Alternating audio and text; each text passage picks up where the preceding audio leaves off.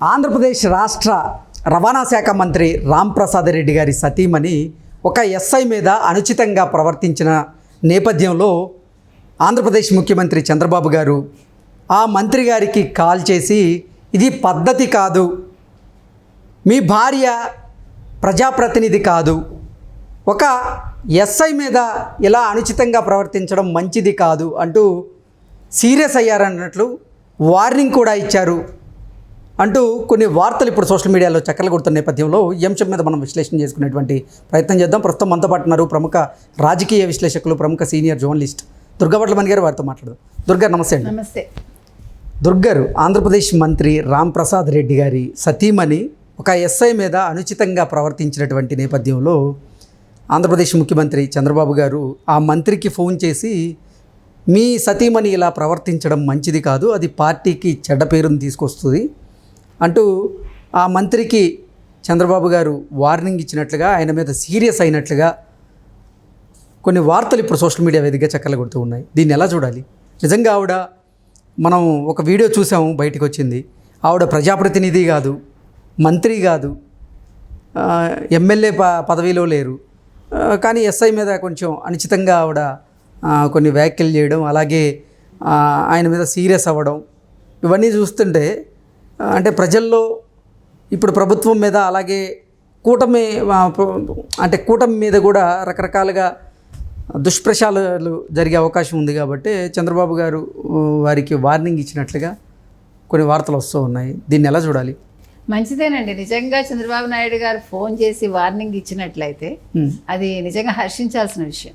ఎందుకంటే ఇలాంటివి అసలు మనం ప్రజాస్వామ్యంలో ఎవరు కూడా వీటిని ప్రోత్సహించకూడదు, ఖండించాలి వెంటనే. మీరు చెప్పినట్టుగా ఆవిడ ప్రజాప్రతినిధి కాదు, ఒక ఎమ్మెల్యే కాదు, ఒక మంత్రి కాదు. ఓకే, రవాణా యువజన క్రీడా శాఖ మంత్రి రాంప్రసాద్ రెడ్డి గారి భార్య ఆవిడ. నిన్న ప్రజా పంపిణీ కార్యక్రమంలో ఆవిడ అన్నమయ్య జిల్లాలో ఒక ఊర్లో పాల్గొవాలనుకున్నప్పుడు ఈ ఎస్ఐ గారు కొంచెం అరగంట లేటుగా వచ్చారట. అది కూడా యూనిఫామ్లో రాలేదట. ఏంటి ఇంత లేటు, ఎందుకు ఇలా లేట్ అయింది, ఏమనుకుంటున్నారు మీరు, మీ గురించి అరగంట నుంచి వెయిట్ చేస్తున్నాం అంటూ ఆవిడ డైలాగ్స్ కొట్టడం, ఏంటి సిఐకి లేని పని మీకేం వచ్చింది అంటూ ఇష్టానికి మాట్లాడటం. అంటే ఆవిడ నడి రోడ్డు మీద ఆయన్ని పుచ్చుకొని మాట్లాడటం అనేది ప్రజలు చూస్తూ ఉండగా, అది ప్రజలు చూడకపోయినా అలా చేయకూడదు. అది ఇప్పుడు వ్యక్తిగతంగా వాళ్ళిద్దరూ ఉన్నప్పుడు కూడా ఆవిడ అలా మాట్లాడకూడదు, ఆవిడకి ఆ హక్కు లేదు. ఇప్పుడు ఆయన ఒక ప్రభుత్వ ఉద్యోగి, ఇంకా ఆవిడ నోరు పడేసుకుని నువ్వు వైసీపీకి పనిచేస్తున్నావా, నీకు ప్రభుత్వం జీతం ఇస్తోంది, that is none of your business. ఎందుకు చెప్తున్నామంటే ఎవరికైనా అది అనవసరం. ఆయన కష్టపడి ఉద్యోగం తెచ్చుకున్నారు, ప్రభుత్వం జీతం ఇస్తుంది, అంతవరకే. అది ఎవరికీ సంబంధం లేదు. ఆయన మంత్రికే ఆయన రెస్పాన్సిబుల్ తప్ప మంత్రి గారి భార్యకు కానీ, మంత్రి గారి బావమరిదికి కానీ, లేకపోతే మంత్రి గారి పిల్లలకి కానీ, మంత్రి గారి కుటుంబానికి కానీ రెస్పాన్సిబిలిటీ లేదు ఆయనకి. ఇక్కడనే కాదండి, మీకు మనం గతంలో కూడా చాలాసార్లు మాట్లాడుకున్నాం. ఈవెన్ ముఖ్యమంత్రి గారైనా సరే కదా, వాళ్ళ భార్యలకి ఇలాంటివి లేవు, ఎవరిని తిట్టే హక్కు వాళ్ళకి లేదు. ఎవరైనా మంత్రులు కావచ్చు, ఎమ్మెల్యేలు కావచ్చు, ఎంపీలు కావచ్చు, వాళ్ళ వరకే ఆ పొజిషన్ తప్ప వాళ్ళ ఫ్యామిలీ మెంబర్స్కి ఆ పొజిషన్ ఉండదు, వాళ్ళకి ఆ హక్కులు ఉండవు, వాళ్ళు తిట్టే హక్కు వాళ్ళకు ఉండదు. వాళ్ళు తిట్టడం కోసం వాళ్ళ ఉద్యోగాలకి రారు. కాబట్టి నిన్న ఒకవేళ చంద్రబాబు నాయుడు గారు నిజంగా ఫోన్ చేసి తిట్టుంటే కనుకైతే అందరూ కూడా అది చాలా మెచ్చుకోవాలండి. ఇలాంటివి మళ్ళీ రిపీట్ కాకూడదు. మీరు చెప్పినట్టుగా వైసీపీ వాళ్ళని ఎందుకు తిట్టుకున్నారండి? వైసీపీ వాళ్ళని ఎందుకు ఇవాళ పదవి ఇవ్వకుండా చేశారు? వాళ్ళు చేసిన అక్రమాలు, అవినీతిలే కాకుండా వాళ్ళ నోటిదోల, ముఖ్యంగా వాళ్ళు మాట్లాడిన మాటలు, వాళ్ళు ప్రతిపక్షం మీద, ప్రతిపక్ష నేతల మీద, జనసేన నేత మీద, ఆడవాళ్ళ మీద వాళ్ళు అనుచితంగా మాట్లాడటం వల్లే అది కూడా ఒక కారణం వాళ్ళు ఓడిపోవటానికి. కాబట్టి వీళ్ళు ఇంకా నిన్నగాక మొన్న ఇంకా వాళ్ళు పదవిలోకి వచ్చారు, వచ్చిన వెంటనే వాళ్ళు ఇలా మాట్లాడటం తర్వాత కూడా చేయకూడదు ఆ పని. ప్రారంభంలోనే నీకు ఒక ఒద్దిక లేకపోతే, నీకు మర్యాద ఇవ్వడానికి రాకపోతే రాను మీరు ఎంత పెట్టలేకపోతారండి. కాబట్టి ఇవన్నీ ఆదిలోనే ఇలాంటివన్నీ తుంచేయాలి. అది చాలా చక్కగా నిన్న చంద్రబాబు గారు చేశారు. మనం సోషల్ మీడియాలో చూసాం, మనం ఇందులో న్యూస్ల్లో చూసాం, మన వార్తల్లో కూడా చూసాం ఈ అంశాన్ని. కాబట్టి ఆవిడ మంత్రి భార్యనని ఆవిడ రెచ్చిపోతే ప్రజలు ఊరుకోరు. కాబట్టి మీరు చెప్పినట్టుగా ఇది కూటమిలో కూడా చెడ్డ పేరు తీసుకొస్తుంది. కూటమికి కూడా, అటు తెలుగుదేశమే కావచ్చు, ఇటు జనసేన కావచ్చు, అటు బీజేపీ కావచ్చు, ఎవరు కూడా దీన్ని హర్షించరండి.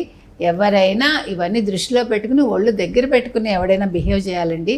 అది భార్యలు కావచ్చు, పిల్లలు కావచ్చు, వాళ్ళ కుటుంబ సభ్యులు కావచ్చు, ఎవరు కూడా వాళ్ళు మంత్రి గారి భార్యను కదా అని నువ్వు రెచ్చిపోతే మంత్రి గారి భార్య నీ వల్ల ఆయన పదవి కూడా పోతుంది. ఇంకా చెప్పాలంటే ఇంకోసారి ఇలా చేశారనుకోండి, చంద్రబాబు నాయుడు గారు కళ్ళు మూసుకుని ఆయన పదవిలోంచి తీసేస్తాడు. ఆయన ఆలోచించరు. ఆయన అందులో ఇప్పుడు ఇదొకటి మీద ఇప్పుడు మరీ ఆయన ఇదిగా ఉన్నారు, మరీ నిక్కచ్చిగా ఉన్నారు, మరీ ఖచ్చితంగా ఉన్నారు. ప్లస్ ఇప్పుడు ఏంటంటే ప్రభుత్వానికి ఎటువంటి మచ్చ రాకూడదనే ఒక దృష్టిలో వీళ్ళందరూ ఉన్నారు. గతంలో ఉమ్మడి కడప జిల్లాలో కూడా జగన్మోహన్ రెడ్డి అతని కుటుంబ సభ్యుల దాష్టికాల వల్లే ఇప్పుడు అసలు అక్కడ ప్రభుత్వం మార్పిడి కోరుకున్నారు ఆ జిల్లా వాళ్ళు. ఇప్పుడు ఆ జిల్లా నుంచే వచ్చినటువంటి మంత్రి భార్య ఇలా ప్రవర్తించడం సరికాదు అంటూ కూడా కొంతమంది నెటిజన్లు కూడా సోషల్ మీడియా వేదికగా కమెంట్స్ చేస్తున్నటువంటి నేపథ్యంలో అసలు దీన్ని ఎలా చూడాలి? దీని మీద అంటే వార్నింగ్తో వదిలేస్తారా చంద్రబాబు గారు, లేదంటే ఏదైనా చర్యలు ఉంటాయా ఆవిడ మీద? అంటే ఏం చెప్తారు? అంటే ఇది మొదటి తప్పిదం కాబట్టి మరి మేబీ ఆవిడ చేత సారీ చెప్పిస్తారా ఎస్ఐకి అనేది చూడాలి మనం. మీరు చెప్పిన ఇప్పుడు సోషల్ మీడియాలో కూడా కొన్ని మంచి పనులు కూడా జరుగుతున్నాయండి. అంటే మన దృష్టికి రానివి కూడా వాళ్ళు వెంటనే స్పందించటం, ప్రజలు వాళ్ళ రియాక్షన్ కూడా మంచిగా ఉంటుంది. మన నెగిటివ్ పక్కన పెడితే పాజిటివ్ కూడా చాలా ఎక్కువ ఉంటుంది. అంటే వెంటనే వాళ్ళు స్పందించడమే కాకుండా దాని మీద చర్య తీసుకునేలాగా చేస్తున్నారు. ఇవన్నీ కూడా మెచ్చుకోవాల్సిన అంశాలే కదండి. అంటే ప్రజల్లో ఒక రెస్పాన్సిబిలిటీ పెరిగింది. వాళ్ళు మేము కూడా అంటే మాకు కూడా బాధ్యత ఉంది ఒక పౌరుడిగా అనేదాన్ని వాళ్ళు గుర్తించారనమాట. మీరు చెప్పినట్టు కడప జిల్లాలో ఉన్నంత ఇది ఇంకెక్కడ, ఎస్పెషల్లీ రాయలసీమలో మనం చెప్పుకుంటే మీరు చెప్పినట్టు అక్కడ జరిగిన అట్రాసిటీస్ ఎక్కడ జరగలేదమ్మా. అంటే ఎక్కువ శాతం వీఆర్ టాకింగ్ అబౌట్. కాబట్టి ఇప్పుడు వాళ్ళ కుటుంబానికి ఈరోజు సీట్లు తగ్గిన అంటే YS Rajasekhara Reddy, YS Jaganmohan Reddy YS Rajasekhara రెడ్డికి సంబంధించిన కుటుంబం కాబట్టి వైఎస్ జగన్మోహన్ రెడ్డి కుటుంబానికి ఈరోజు కడపలో సీట్లు తగ్గాయంటే దానికి వాళ్ళ ప్రవర్తనే కారణం కదండి. సో ఇప్పుడు ఒక వ్యక్తి చేసిన దానికి, హరిత అన్న ఆవిడ చేసిన దానికి, అది వాళ్ళ భర్త మీద పడుతుంది, అది పార్టీ మీద పడుతుంది, అది కూటమి మీద పడుతుంది. రేపొద్దున ప్రజలు ఇవన్నీ గుర్తుపెట్టుకుని ఓవరాల్గా ఆ నియోజకవర్గం మీదే పడుతుంది, లేదు మొత్తం రాయలసీమ మీదే పడచ్చు, ఆ జిల్లా మీదే. కాబట్టి వీళ్ళు ఒక చిన్న తప్పిదం చేసే ముందు 100 ఆలోచించాలండి. వీళ్ళు ఇవాళ ఇదేదో ఫర్ గ్రాంటెడ్గా తీసేసుకుని ఏదో కొత్త బిచ్చగాడు పొద్దెరగడు అన్నట్టుగా ఏదో కొత్తగా పదవి వచ్చింది కాబట్టి నేను అధికారాన్ని అడ్డం పెట్టుకుని నేను ఇలా బిహేవ్ చేస్తానంటే ఇదంతా కూడా పూర్వంలో లేదండి. పూర్వకాలం అలా ఉందేమో సినిమాల్లో, అది మనం చూసాం. కానీ ఇప్పుడు ప్రజలు ఏ చిన్న తప్పిదం చేసినా కానీ సోషల్ మీడియాలో ఆ వీడియోలు ప్రత్యక్షం అవుతూ ఉన్నాయి, ప్రజలు వీక్షిస్తూ ఉన్నారు, కమెంట్లు కూడా తెలియజేస్తున్నటువంటి నేపథ్యంలో మనం తస్మాత్ జాగ్రత్తగా ఉండాల్సిన అవసరం అయితే ఖచ్చితంగా మన వాళ్ళకు కూడా అదే చెప్తున్నామండి. మంత్రుల భార్యలు కావచ్చు, ఎవరైనా సరే తస్మాత్ జాగ్రత్త. మీ నోటి దూల వల్ల మీ భర్తలకే లేకపోతే మీ భార్యలకో ఉద్యోగాలు పోతాయి, అంటే పదవులు పోతాయి. అల్టిమేట్గా అది పార్టీని దెబ్బతీస్తుంది. అది గుర్తుపెట్టుకుని మీరందరూ బిహేవ్ చేయండి.